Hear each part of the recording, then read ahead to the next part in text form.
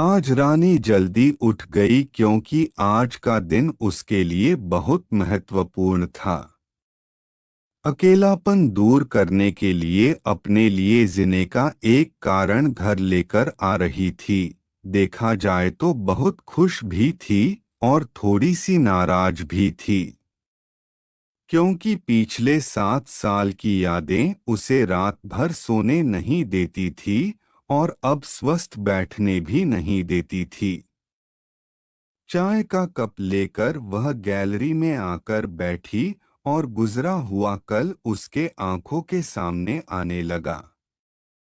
बेटा, तुम्हें ऐसे नहीं जाना चाहिए था। शादी होने के बाद उसे अंत तक निभाना आना चाहिए। ऐसा ही समझो कि तुम्हारा नसीब ही खराब है। कोई क्या करेगा, अगर माँ बन सकती तो बात ही अलग होती।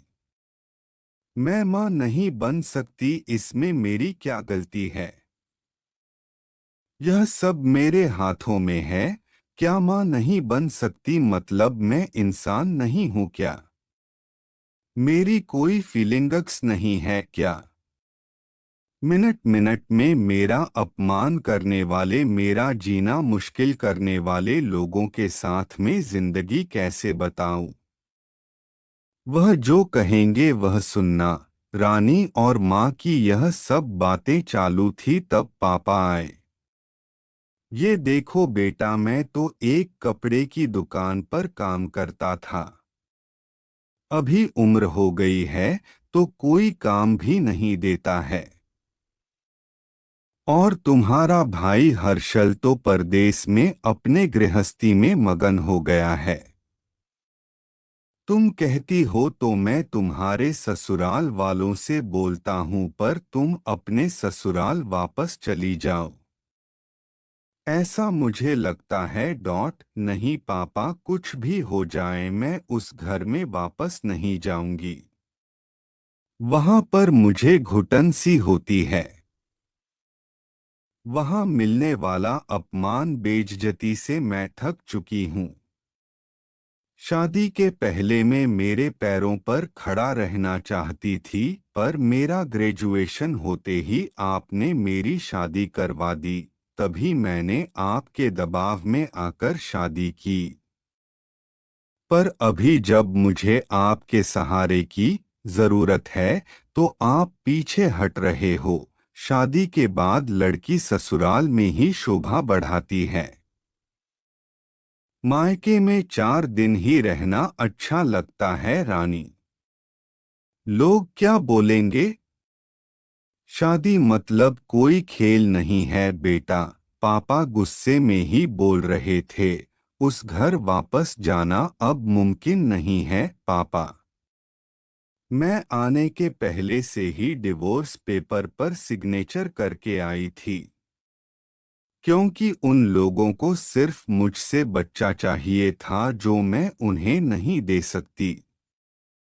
अरे, इतना बड़ा निर्णय लेने से पहले हमें एक बार पूछना तो चाहिए था ना। जन्मदाता है हम तुम्हारे। पापा शादी होने के बाद में आपको बताती थी और माँ को भी कि कैसे छल होता है मेरे साथ वहां पर। 2 साल में कभी मुझे मेरे मन मुताबिक रहने नहीं दिया। जब मेरी रिपोर्ट आई और समझा कि मैं कभी मां नहीं बन सकती, तो वैसे ही इन लोगों ने मुझे अपने असली रंग चालू कर दिया। कैसे रहूंगी मैं ऐसे वातावरण में? और इस सब से भागकर अपनी जिंदगी खत्म करने वालों में से मैं नहीं थी। यह देखो बेटा, हर्षल ने दिए हुए पैसे से ही मेरा और तुम्हारे माँ का जैसे तैसे खर्चा चलता है। उसमें तुम्हारा खर्चा उठाना थोड़ा सा कठिन होगा। डिवोर्स पेपर पर सही करने से पहले इन सब का विचार मैंने किया था। मेरे पास के सोने के गहने लेकर मैं आई हूँ और एजुकेशन लोन निकालकर मैं 6 महीनों का एक कोर्स करने वाली हूँ, जिसकी आज मार्केट में बहुत ज़रूरत है। उसके बाद मुझे अच्छी कंपनी में नौकरी मिल सकती है। मैं आपके ऊपर आर्थिक बोझ नहीं डालूंगी पापा। मुझे जीवन जीना है, संघर्ष करूंगी और कमाऊंगी। विश्वास कीजिए मेरा। सब लोग क्या बोलेंगे बेटा, क्या जवाब दोगी उन्हें? माँ आंखों का पानी छुपाते हुए बोली। माँ बोलती थी कि वक्त आया तो सच क्या है बोल देना चाहिए। जब मुझे ससुराल में जानवरों के जैसा बर्ताव हो रहा था तब कहाँ गए थे यह लोग? समाज में बड़ा करो, शादी कर दो, बस इतनी ही जिम्मेदारी समझते हैं। बेटियों को बड़ा करके योग्य पढ़ाई देकर खुद के पैरों पर खड़ा करना, यह माता पिता की ही जिम्मेदारी होती है,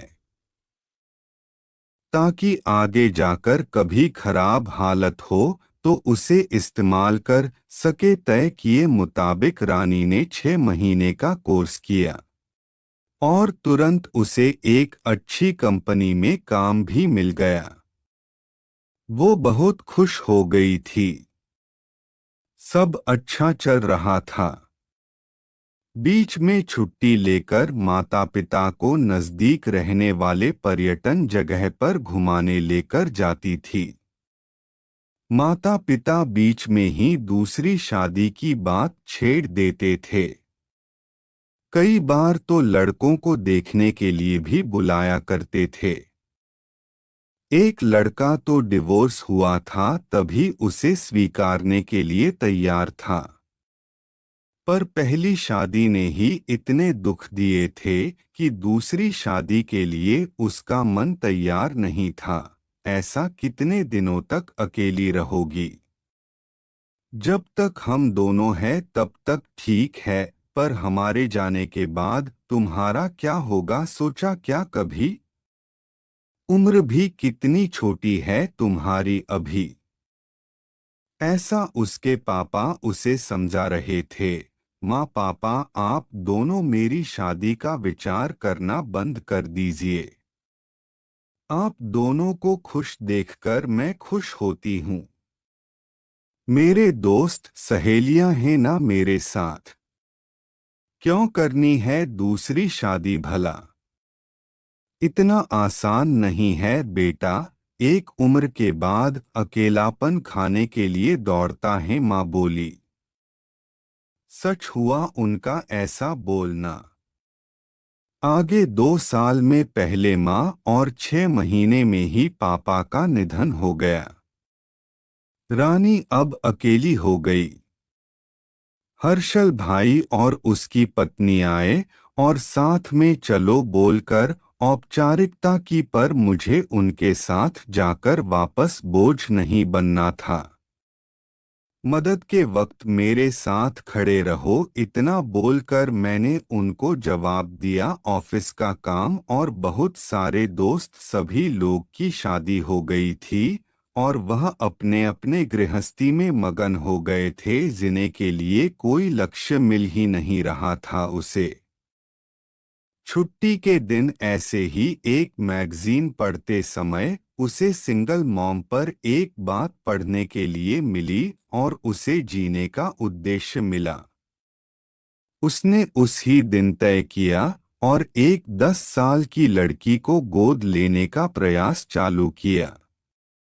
प्रक्रिया बहुत बड़ी थी, पर बोलते हैं ना, मन में इच्छा हो तो रास्ता मिल जाता है। वैसे वह प्रक्रिया पूरी हो गई और आज वही दिन था कि वह उस लड़की को लेने के लिए अनाथ आश्रम जाने वाले थी। उस लड़की को घर लाकर वह मां नहीं बन सकती, इस सोच पर और उस पर होने वाले सभी आरोपों को मिटा देना चाहती थी। तभी उसने निश्चय किया कि लड़की को बहुत पढ़ाऊंगी, खुद के पैरों पर खड़ा करूंगी और फिर शादी करवाऊंगी। दोस्तों, अगर आपको इसी तरह की कहानी अच्छी लगती है तो प्लीज़ हमारे चैनल को सब्सक्राइब करना।